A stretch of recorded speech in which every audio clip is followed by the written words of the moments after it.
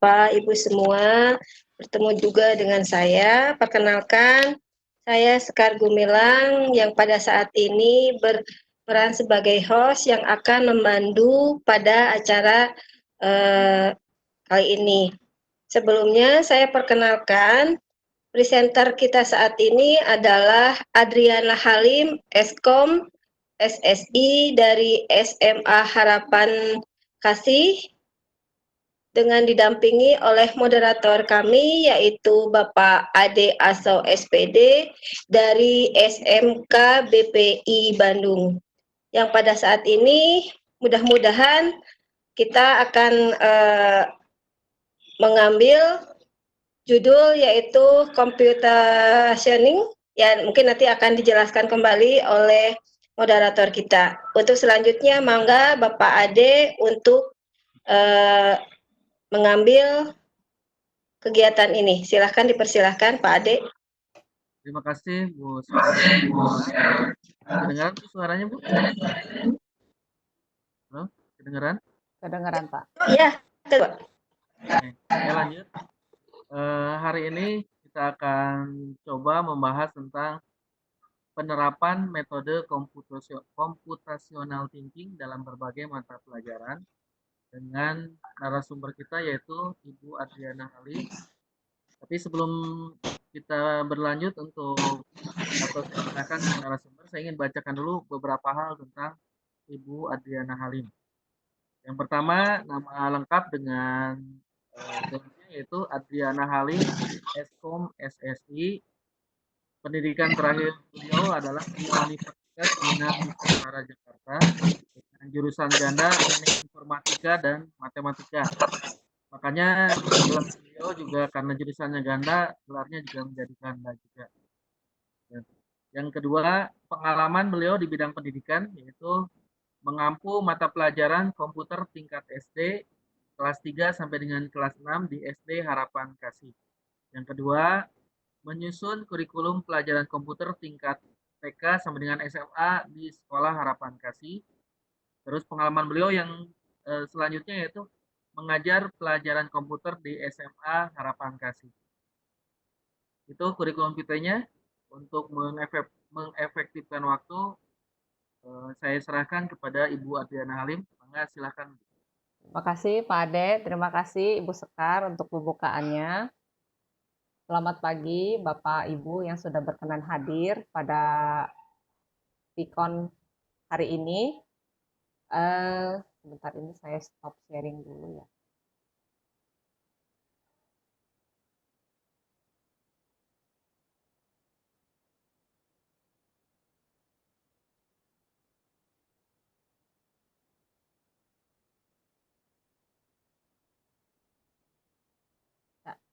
Berikut ini adalah penjelasan computational thinking. Sebenarnya ini saya bikin topik ini karena kegelisahan saya melihat topik ini sekarang sedang digaung-gaungkan.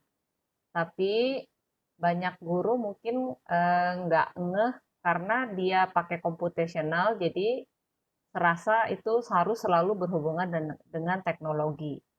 Padahal computational thinking itu tidak harus berhubungan dengan teknologi. Dan sebenarnya juga dalam pendidikan itu metode-metode soal-soal yang dulu pernah saya rasakan diberikan oleh guru saya itu sudah mengarah kepada computational thinking. Sekarang aja karena dikasih nama computational thinking, jadi seolah-olah itu harus berhubungan dengan komputer, padahal tidak selalu seperti itu. Nah, apa yang dimaksud dengan computational thinking? Computational thinking itu sebenarnya adalah metode berpikir yang menerapkan hal yang ada di sini.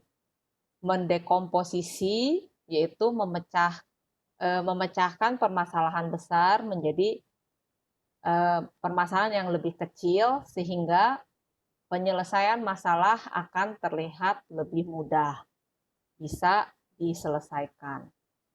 Lalu pattern recognition adalah kemampuan untuk mengenali pola. Dan sebenarnya pattern recognition ini banyak bisa diterapkan dalam berbagai mata pelajaran. Generalization adalah menggeneralisasi permasalahan. Jadi kalau sudah melakukan pattern recognition, arahnya akan bisa melakukan generalization. Lalu ini selanjutnya adalah kemampuan abstraksi, yaitu membuat pemodelan. Jadi misalkan menghadapi suatu permasalahan, mampu mengabstraksi, membuat pemodelan permasalahan itu berdasarkan pengalaman atau berdasarkan ilmu-ilmu yang sudah pernah didapatkan, sampai pada akhirnya bisa merumuskan penyelesaian masalahnya. Nah, terakhir adalah menyusun algoritma. Algoritma itu sebenarnya nggak selalu berhubungan dengan program komputer. Dalam kehidupan sehari-hari, kita pun melakukan dalam melakukan suatu kegiatan ada algoritmanya. Algoritma itu adalah langkah-langkah dalam melakukan suatu hal, dan langkah-langkah itu biasanya tidak bisa dilakukan secara acak. Contohnya misalkan dalam kegiatan kita mau makan, itu yang sederhana dan umum. Nah, kita kalau makan karena kita biasa melakukan secara alamiah, kita jarang sekali menyadari ternyata kalau dipecahkan kita kita harus menuliskan langkah-langkahnya, itu ternyata melibatkan sampai 5 hingga 6 langkah gitu.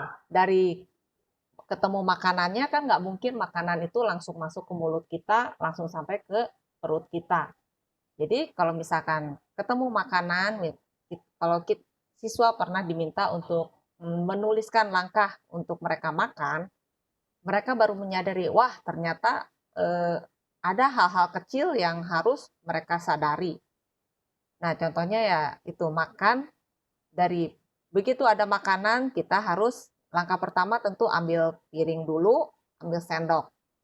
Langkah kedua, menyendokkan makanan tersebut ke piring.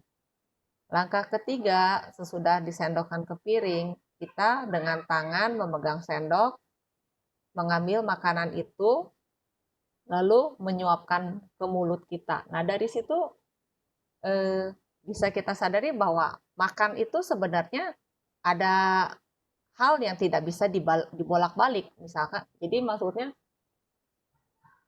langkah untuk makan itu nggak bisa dari makanan ada bisa ujuk-ujuk masuk ke mulut kita, nggak mungkin kan? Nggak mungkin juga dibalik, misalkan ada makanan terus kita kunyah dulu lalu baru kita sendok. Nah, tidak seperti itu.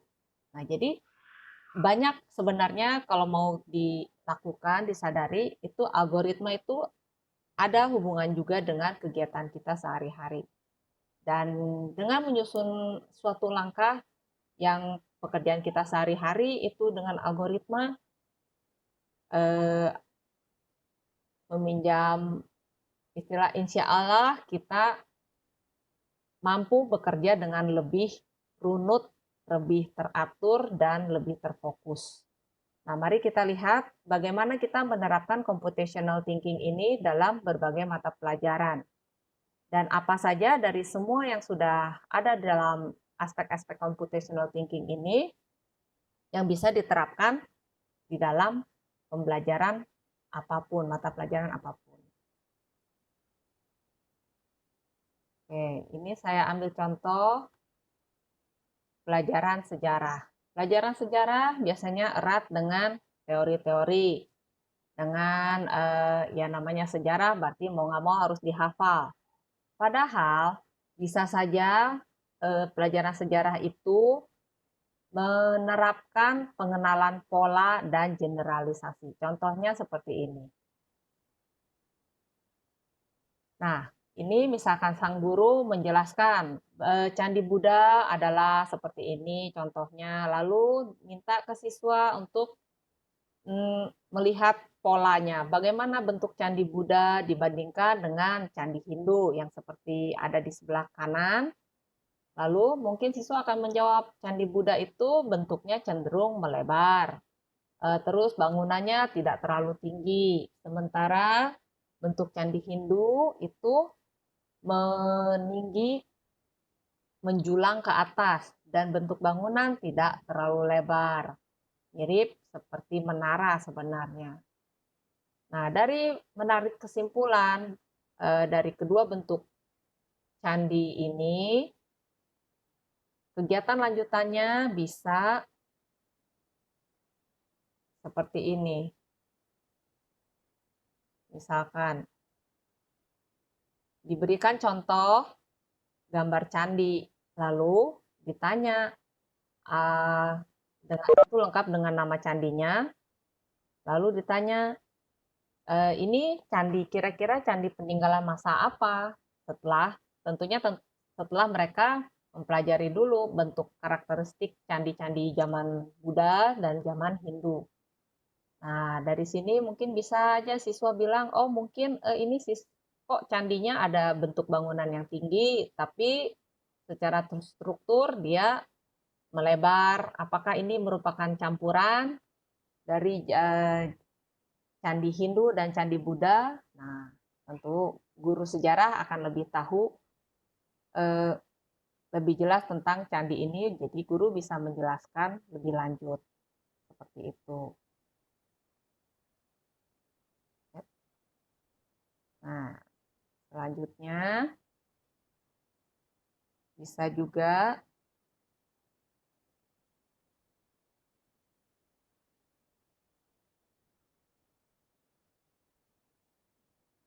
penerapan pada pelajaran bahasa Indonesia. Bahasa Indonesia itu biasanya erat kaitannya dengan mengarang, dengan tata bahasa. Nah, ini pada bahasa Indonesia salah satu contoh penerapan salah satu metode computational thinking adalah bagaimana mengeneralisasi imbuhan pean. Seperti kita tahu, bahasa Indonesia itu sangat-sangat cair. Jadi tingkat kebakuannya itu susah untuk diterapkan, tapi kalau mau dilihat polanya sebenarnya ada. Contohnya imbuhan pean ini kadang-kadang kan bisa berubah jadi peran, poan, atau tetap dalam bentuk aslinya. Nah, bisa guru itu memberikan contoh-contoh kata-kata yang berubah agar siswa mengamati. Misalkan dari kata-kata ini perikanan, berarti peannya jadi peran.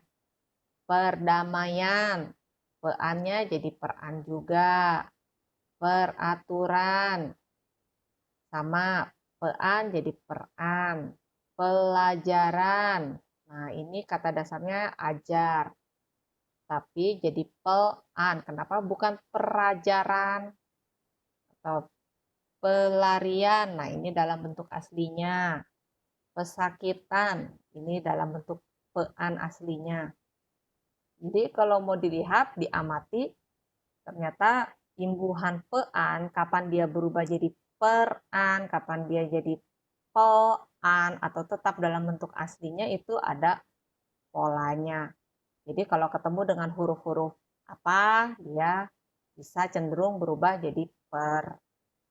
Kalau ketemu dengan huruf A, ini nah A dengan AT ternyata dia jadi per. Kalau AJ jadi per, ya seperti itu. Mungkin berarti guru-gurunya harus lebih mencermati lagi lah ya, agar bisa membimbing siswanya untuk mengarah ke seperti ini. Nah, lalu tadi kan udah dalam pelajaran teori ya, pelajaran sejarah, pelajaran bahasa Indonesia. Nah, sekarang satu lagi, pelajaran seni. Pelajaran seni itu biasanya erat kaitannya dengan kreativitas. Tapi dalam beberapa hal bidang seni itu ada juga bisa diterapkan agar siswa mampu mengenali pola. Contohnya kalau dalam seni musik itu konversi tangga nada. Seperti kalau Ibu Sekar ya, guru seni tentu bisa menjelaskan lebih banyak ini, bahwa tangga nada itu jarak antar nada kan ada polanya dalam satu tangga nada. Jadi kalau misalkan mau dikonversi, misalkan dari apa, dari lagu yang sebenarnya untuk dimainkan dengan alat piano, kalau mau dimainkan dengan gamelan atau dimainkan dengan angklung yang nadanya lebih rendah, tentu nada notasi nada dalam lagu tersebut harus dikonversi tangga nadanya ke yang lebih rendah. Nah, untuk melakukan itu, tentu setelah mengenali pola tangga nada, baru bisa melakukan konversinya. Lalu dalam seni juga, dalam seni musik, sistem penulisan not balok itu juga ada pola-polanya. Itu bisa kalau lebih ya. Lalu jumlah ketukan dalam satu birama, misalkan udah diberikan satu not lagu. Nah, lalu siswa disuruh menganalisa apakah ini penulisan notnya mungkin sudah betul atau masih salah karena jumlah ketukan dalam satu biramanya apakah sudah tepat atau ada kesalahan. Kira-kira seperti itu. Nah, sekarang dalam pelajaran IPA yang udah mulai lebih dekat dengan sains. Pelajaran IPA itu bisa saja gurunya nggak melulu memberikan soal dalam bentuk drilling, tanya jawab yang harus siswa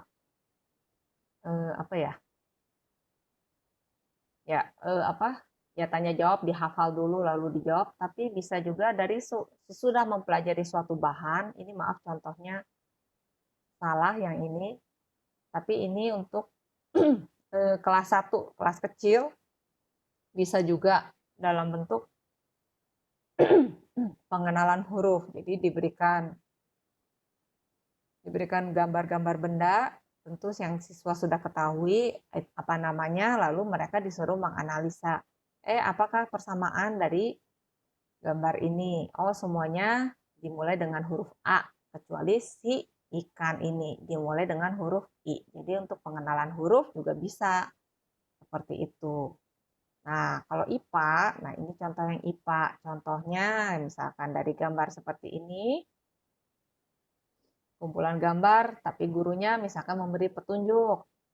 Ini kita lagi berbicara tentang perkembangbiakan. Jadi diminta siswa mana yang perkembangbiakannya berbeda. Nah, kalau sudah mempelajari topik perkembangbiakan, tentu siswa bisa menunjuk yang berbeda itu ayam.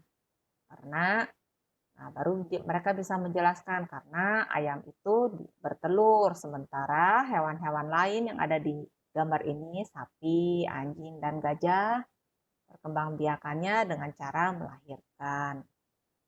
Seperti itu. Kalau sudah lebih lanjut lagi, seperti misalkan ini trivia, nah ini sudah mengarah ke HOTS. Jadi siswa suruh merumuskan, melihat apa ya kah perbedaannya, tentu setelah mempelajari bahan-bahannya ya. Ini ada gajah, ada singa, ada hiu, ada burung hantu, yang mana kok masing-masing kalau mau di generalisasi tempat hidupnya beda-beda, berarti bukan tempat hidupnya. Kan pertanyaannya mana persamaan sebagian besar, tapi hanya satu sebenarnya yang berbeda. Lalu bisa lagi siswa diminta berpikir, ini tuh perkembangbiakannya, apakah dia berbeda? Enggak juga. Oh, tapi bisa, cuman ini sebenarnya jawabannya adalah 3 hewan ini, singa, hiu, dan burung hantu adalah karnivora. Sementara gajah itu herbivora. Nah, sebenarnya arahnya ke situ sih. Tapi ya mungkin bisa juga kalau siswa bisa bilang, oh dari segi perkembangbiakan, gajah, singa, dan hiu itu masih masuk mamalia mungkin ya. Nah, sementara hanya si burung hantu yang bertelur. Mungkin bisa seperti itu dan itu juga bisa aja dapat poin. Seperti itu karena siswa berarti mampu menerapkan apa yang sudah dia pelajari ke dalam memecahkan permasalahan. Nah, sekarang kita lihat penerapan computational thinking dengan matematika. Nah, pada matematika tentu erat sekali kaitannya dengan computational thinking. Karena dari kata dasarnya computational, to compute, artinya untuk menghitung. Pada awalnya juga komputer itu diciptakan untuk melakukan perhitungan-perhitungan yang rumit. Ya, tentunya perhitungan itu erat kaitan dengan matematika, operasi-operasi yang ada dalam matematika. Nah, apa saja sih yang bisa diajarkan dalam matematika berhubungan dengan computational thinking? Itu berkaitan dengan algoritma. Karena dalam mengerjakan soal matematika, ada langkah-langkah yang harus mau nggak mau karena ada aturannya itu dikerjakan runut, nggak bisa acak, nggak bisa sembarangan. Kalau dia mengerjakan sembarangan tentu jawaban siswa akan salah. Contohnya soalnya seperti ini. 5 ditambah 7 dalam kurung dikali 8 ditambah 9 dikurang 2. Berapa hasilnya? Nah, kalau siswa mengerjakan mengabaikan tanda-tanda yang ada di dalam soal ini, misalkan dia kerjakan 7 kali 8 dulu, sesuai dengan kali bagi tambah kurang, tapi mengabaikan tanda kurungnya, tentu hasilnya akan salah. Nah, kalau ada tanda kurung, harusnya kan dikerjakan yang tanda kurung dulu. Setelah itu baru mengerjakan yang karena selanjutnya tidak ada tanda kurung, berarti dikerjakan sesuai dengan kaidah urutan pengerjaan dalam matematika, yaitu perkalian dulu, pembagian, lalu baru penjumlahan dan pengurangan. Jadi 12 dikali 8 dulu, lalu selanjutnya baru ditambah 9, baru dikurang 2. Hasilnya adalah 103. Jadi dalam matematika, penerapan computational thinking dalam matematika adalah mengajak siswa untuk mengerjakan soal secara runut, mengikuti kaidah-kaidah yang sudah ditentukan, ditetapkan, dan ya memang sudah pasti kayak matematika itu erat dengan logika. Seperti itu. Nah, sebagai penutup dari saya,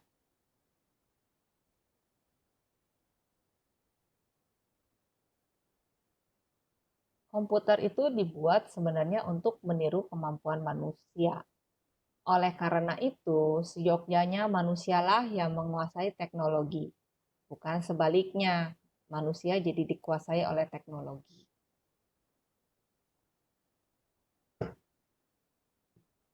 Demikian penjelasan saya penerapan computational thinking dalam berbagai mata pelajaran. Jadi, computational thinking itu tidak melulu harus menjadi tanggung jawab guru komputer atau harus menggunakan komputer atau peralatan elektronik lainnya, tapi bisa juga diterapkan dengan menggunakan kertas dan pensil. Ini contoh-contoh yang saya berikan itu kebanyakan untuk siswa SD. Tapi kedalaman materinya bisa ditingkatkan lagi untuk siswa SMP hingga SMA. Terutama SMP dan SMA mungkin lebih bisa diajarkan bagaimana membuat tabel yang menganalisis perbedaan seperti itu.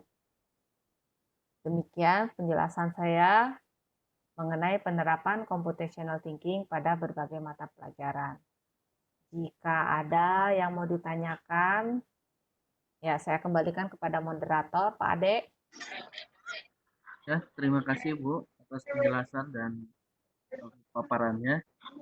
Mudah-mudahan banyak yang tidak puas atas penjelasannya sehingga banyak yang bertanya.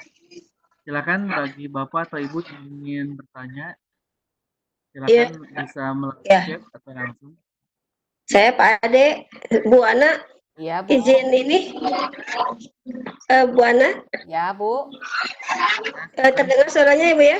Kedengeran, Bu. Terdengar Ibu. Ya, terima kasih Pak Ade. Mungkin ketika kalau misalkan saya menyimak dari tadi penjelasan Bu Ana, kalau misalkan ketika awal membaca penerapan computational thinking, yang saya gambarkan itu adalah cenderung lebih ke bagaimana pembelajaran komputer gitu ya. Nah, Ya. itu secara kalau misalkan secara kita visualisasi verbalnya melihat dari kata computational thinking. Padahal setelah kita mendengarkan penjelasan dari Bu Ana, ternyata itu tidak hanya untuk pembelajaran komputer saja. Jadi kalau misalkan mohon untuk dibetulkan ya Bu Ana, Ya. apabila misalkan pemikiran saya memang salah atau gimana tangkapan saya salah. Jadi kalau saya tangkap tadi kalau computational thinking itu cenderung untuk salah satu pendekatan mungkin ya, pendekatan pembelajaran di mana pendekatan tersebut lebih menitik beratkan pada pelatihan atau melatih otak siswa di dalam berpikir logis, struktur, dan kreatif. Mungkin seperti itu ya Bu ya? Betul, Ibu. 100 Ya, terima kasih sudah berarti itu. Jadi, berhasil menyimpulkan. jadi Betul, kalau Ibu. misalkan saya tangkap Betul. itu seperti itu. Jadi untuk melatih anak itu bagaimana untuk berpikir logis, terstruktur, dan kreatif. Kalau misalkan tadi struktur Iya. makan, tahapan-tahapannya makan seperti apa, seperti itu ya. Iya. Terus kalau misalkan saya terapkan ke pembelajaran kesenian, kebetulan saya juga belajar mengajar kesenian. Ya. Misalkan begini, ya untuk modulasi ya, bukan modulasi, untuk mencari akor, misalkan ya akor, Ya. akor mayor. Akor mayor itu kan stepnya, intervalnya itu rumusnya, mungkinnya rumusnya itu Ah, 2 1/2 seperti itu ya. ya. Berarti kalau Ya. dari C, E, G itu ada strukturnya. Ya. Kemudian aturannya. Kalau misalkan kita pindahkan ke akor D misalkan, Ya. berarti dari D itu langkahnya dua dua itu langkah dua dua itu kemana? Berarti D, F, Ya, A. intervalnya. Mungkin seperti itu ya. Ya, Kita berpikir betul. seperti itu juga dimasukkan ke dalam sebuah pembelajaran pendekatan, mungkin ya lebih ke pendekatan Iya, Bu. komputer computational thinking. Betul seperti Iya, itu, Bu? betul, Ibu. Iya, jadi Nah, begitu siswa bisa mengenali bagaimana siswa itu bisa mengenali pola, itu juga sudah menerapkan metode computational ya, thinking. iya, iya, iya, betul. Ya, memang tadi pada awalnya apa sih computational thinking gitu ya? Kayaknya ini pembelajaran khusus untuk komputer, apalagi ini dibawakannya oleh guru komputer gitu kan, Bu Ana guru komputer gitu. Awalnya memang sempat sempat ini juga gitu pas oh iya ketika lihat setelah menyimak kembali pemaparan oh iya memang bukan hanya untuk guru komputer tapi sebetulnya memang betul Bu Ana dari dulu kita sudah diterapkan dengan pendekatan seperti itu mungkin apakah memang kita guru guru tidak tahu dengan pendekatan seperti ini atau bagaimana gitu. Nah mungkin saya sangat berterima kasih dengan kehadirannya materi Bu Ana tentang computational thinking. Jadi pembendaharaan saya terkait dengan pendekatan. Jadi pendekatan tidak hanya saintifik saja. Mungkin seperti itu ya Bu Ana ya. Oh iya, bisa juga. Pendekatan ini juga disebut sebagai salah satu pendekatan juga ya. Mungkin seperti itu ya Bu Ana ya. Kalau menurut saya sih bisa begitu, Bu, karena eh, dari yang sudah saya dari pembelajaran yang sudah saya dapatkan dari dulu sampai sekarang itu, rupanya begitu sekarang dikasih nama ini, saya jadi, oh dulu tuh sebenarnya saya sudah belajar, metode belajar saya tuh sudah seperti itu gitu. Tanpa Iya. berhubungan dengan komputer, sebelum berhubungan dengan komputer juga metode belajarnya sudah seperti itu gitu. Hmm. Jadi mungkin kata kuncinya 3 logis, struktur, terstruktur yang itu ya mungkin step-stepnya yang itu ya Bu ya. Iya, Kata kuncinya dari computational thinking itu keywordnya ya Bu ya. Ya, jadi Kalau saya sebenarnya lihat. heeh, kalau menerapkan computational thinking itu kan kita juga diharapkan agar siswa bisa berpikir HOTS, high order thinking gitu kan. Nah, kalau sudah diterapkan dari usia dini, tentu siswa nggak akan kesulitan ketika menghadapi Iya, soal-soal HOTS karena memang sudah sehari-hari gitu. Dan iya, gurunya sudah memberikan soal-soal yang mereka harus berpikir dulu dalam menjawab masalah. Jadi soalnya bukan lagi yang drilling pengetahuan, tapi dari materi itu bagaimana siswa bisa menarik kesimpulan, atau dari materi itu bagaimana dia bisa mengenali apa yang ada di sekitarnya mungkin seperti itu.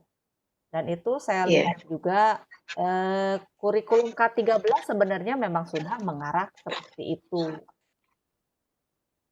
iya. Tapi mungkin secara apa ya, teoritisnya, eh, kalau saya pikir untuk computational thinking itu sulit untuk dijabarkan ya seperti itu ya Bu ya.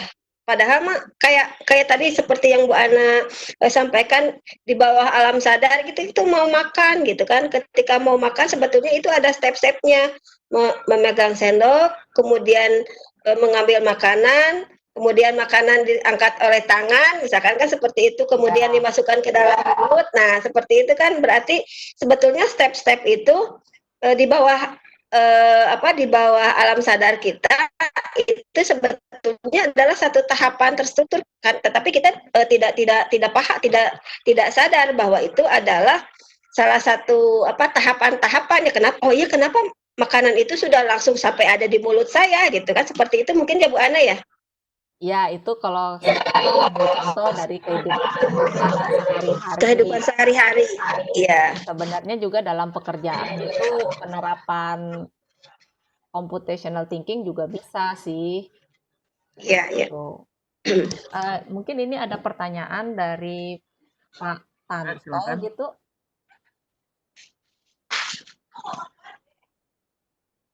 Silakan Pak Selamat Tanto. pagi, Bu Ana. Selamat pagi Selamat Pak. pagi, Pak. Bu, saya mau tanya, Bu. Kebanyakan kalau di matematika, itu anak itu dia sangat susah untuk membayangkan soal cerita. Iya Pak.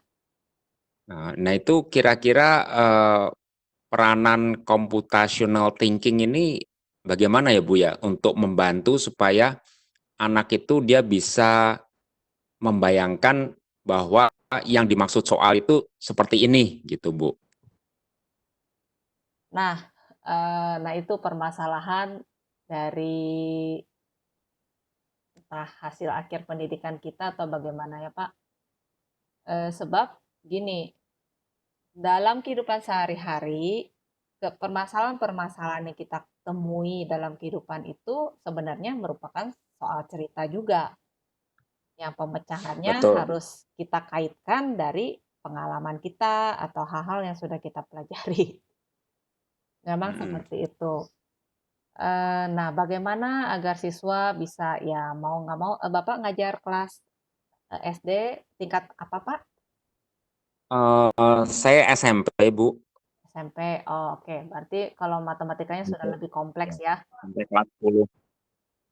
Ya, jadi kebanyakan mereka kalau misalkan soal langsung gitu, Bu ya. Soal langsung mereka bisa langsung hitung gitu, Bu. Misalkan Ya. dalam perhitungan. Tapi begitu soalnya soal cerita gitu ya. Misalkan Mm, mengenai rasio perbandingan gitu, tapi mm-mm. dikemas dalam bentuk cerita. Biasanya mereka kebingungan, Bu. Dan mereka selalu bertanya gitu, apalagi kalau sistemnya mengajar online gitu ya, pasti mereka banyak pertanyaan. Kesulitan ya. Pak, ini maksudnya apa gitu. Mungkin kalau yang kayak gitu bisa diberikan karena ini kan masih dalam pembelajaran ya Pak ya. Jadi Bapak dalam soal itu bisa kasih kata kunci. Kalau saran saya misalkan jadi soal perbandingan, misalkan untuk membuat kue, Ibu membutuhkan 2 bagian terigu, 1 bagian telur, dan 1 bagian mentega. Jika ibu Ya, mempunyai 200 gram terigu, berapa gramkah bahan lain yang dibutuhkan? Seperti itu ya Pak ya. Nah, jadi ya. mungkin Bapak bisa kasih tahu kalau soalnya nih seperti yang ada kata-kata berapa bagian, itu sebenarnya pemecahannya dengan rasio. Gitu. Jadi memang harus dipandu dulu Pak, belum tentu bisa langsung memahami gitu. Atau Nggak bisa langsung ya ininya ya ya. jadi ngasih soalnya juga per topiknya, memang misalkan lagi pembahasan rasio, pertama kasih soalnya yang tentu yang langsung kan, soal langsung, misalkan A banding B sama dengan Mm-mm. 7 banding berapa, itu kan langsung. Lalu di bawahnya Mm-mm. juga kasih soal ceritanya yang berhubungan sama rasio Iya ya. itu. Jadi jangan dicampur dengan pembahasan lain agar siswa jangan bingung, mengerti dulu, memahami. Kalau langsung Ya jadi bertahap dicampur, ya. kalau langsung dicampur pasti siswanya juga bingung. Ini lagi bahas yang mana, apa yang harus saya kerjakan. Seperti itu, Pak. Ya, ya. Ya, ya. Paham, Bu. Terima kasih. Ya, sama-sama. Terima kasih atas pertanyaannya, Pak. Ya, Barangkali ada sama-sama, Bu. pertanyaan lagi, silakan. Kita masih ada waktu sekitar 12 menit lagi atau 10 menit lagi. Oh, ini ada pertanyaan dari chatting ya. Apakah hubungan computational thinking dengan metode deduktif, induktif ya? Oh iya, betul, Bu. Nah, kalau deduktif, induktif itu sebenarnya erat kaitannya dengan logika. Jika maka, silogisme kan, biasanya seperti itu. Dan menurut saya sih ya, ini masih menurut saya, mudah-mudahan nanti ada ahli lain yang lebih merumuskannya lagi. Metode itu dengan adanya computational thinking akan lebih melengkapi lagi, karena computational thinking bukan cuma dekomposisi dan abstraksi, tapi juga ada pattern recognition dan algoritma. Dan kalau saya lihat sih sebenarnya deduksi induksi itu sudah mencakup dekomposisi, generalisasi, dan abstraksi, tapi belum ada pattern recognition, pengenalan pola, dan penyusunan algoritma. Jadi tentunya dengan mudah-mudahan dengan adanya computational thinking ini dan diterapkan dalam berbagai mata pelajaran akan lebih lengkap lagi, cara berpikir siswanya lebih runut, dan memang itu tujuannya bisa mengerjakan soal-soal yang lebih membutuhkan penalaran. Jadi biar nggak baperan ya Pak ya, Ibu, siswanya. Seperti itu. Mungkin ada lagi kah yang mau ditanyakan atau mungkin tidak puas dengan penjelasan saya? Ya, semangat, silakan. Kalau tidak ada, ya kita tutup ya, Bu ya. Iya, Pak, mau tanya, Pak. ya Gimana, boleh gimana, Pak? Pak. Mau tanya sedikit, Bu. Itu Silakan. yang mengenai fungsi otak itu, Bu ya.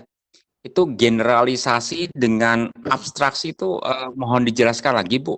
Kok saya agak bingung, kok kelihatannya hampir sama fungsinya, Bu ya? Nih, kalau generalisasi itu misalkan ini menghadapi, saya ambil contoh dari pelajaran, saya kan ngajar komputer, jadi saya ambil contoh dari pelajaran komputer aja.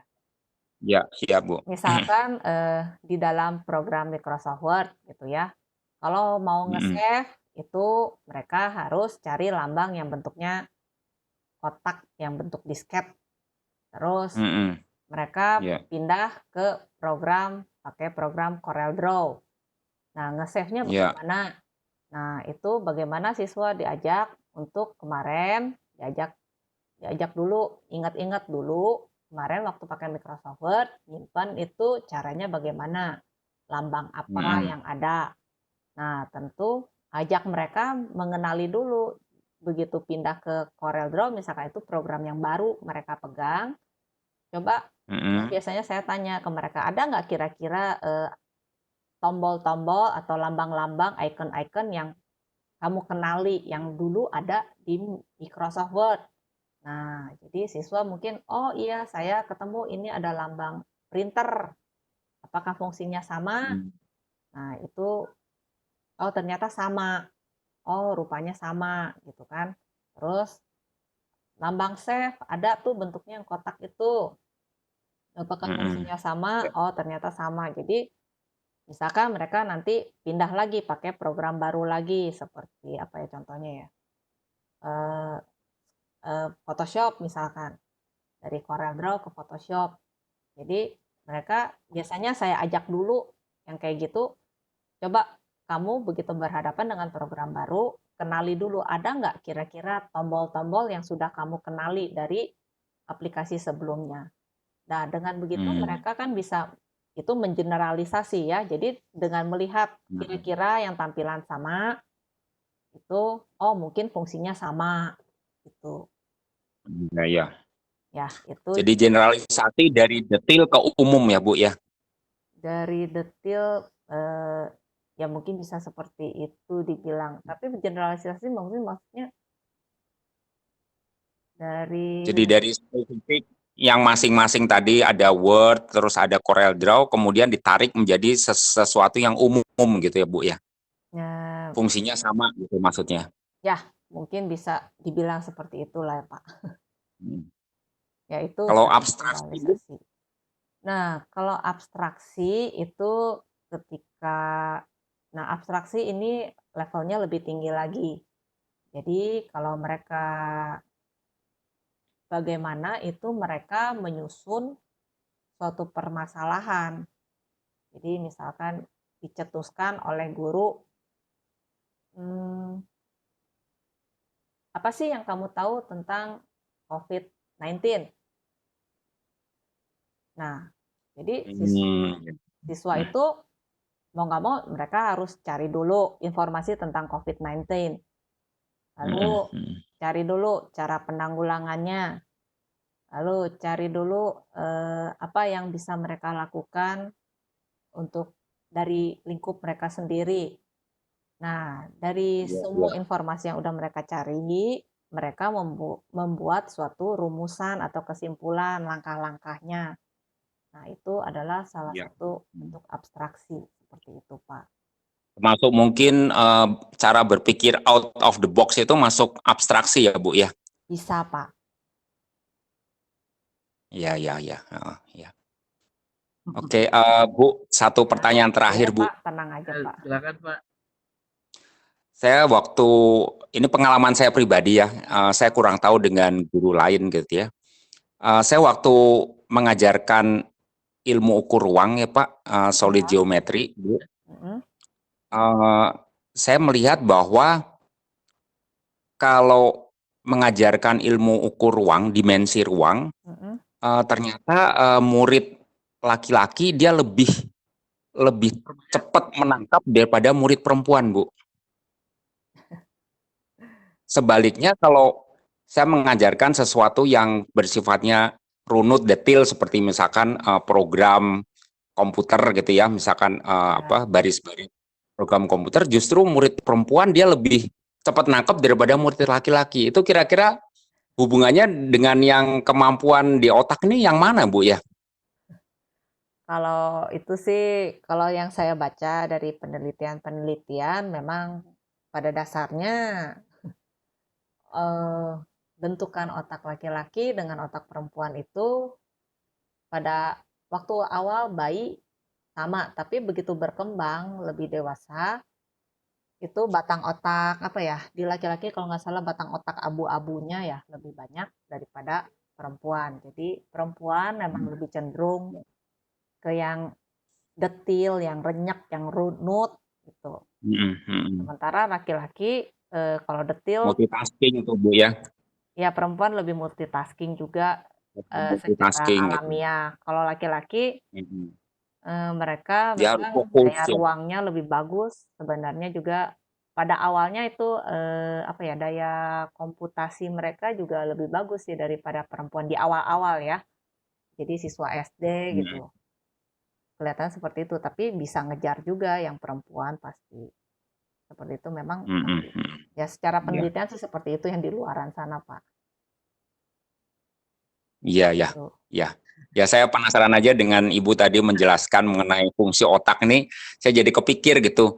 Soalnya saya ada beberapa tahun mengajar kelas 10 tuh, kenapa yang istilahnya yang selalu sering apa, bingung dengan dimensi ruang tuh kebanyakan murid cewek gitu Bu, ininya.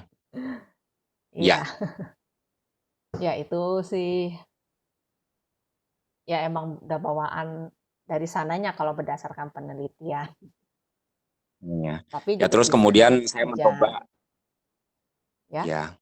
Kemudian saya mencoba menghubungkan dengan dunia profesi kan Bu ya. Jadi misalkan seperti sesuatu yang membutuhkan navigasi gitu seperti kapten kapal, pilot itu kan juga istilahnya didominasi oleh laki-laki gitu kan Bu ya. Oh, Apa mungkin ada hubungannya dengan itu gitu. Saya kadang terpikir sendiri aja Bu. Nggak tahu kalau guru-guru lain mungkin ada pengalaman lain mungkin.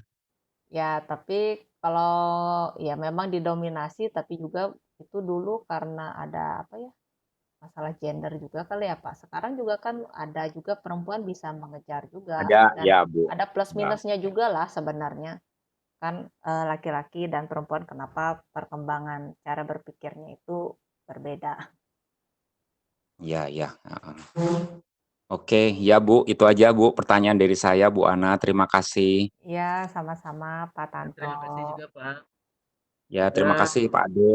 ya sama-sama. Berhubung waktu kita juga terbatas, jadi ini tinggal 3 menit lagi. Rasanya cukup untuk menutup forum kita kali ini. Terima kasih Bu Ana, terima kasih Pak Tanto, Pak Sekar. Mudah-mudahan ilmu yang tadi disampaikan bermanfaat dan bisa kita aplikasikan. Terima Ya, kasih. terima Sekali lagi, kasih Pak. Sangat Assalamualaikum bermanfaat. warahmatullahi wabarakatuh. Ya, Saya serahkan Ya, kembali kepada salam. Bu Sekar. Ya, ya, terima kasih Pak Ade sudah menemani Bu ya Bu. Ana sebagai moderator.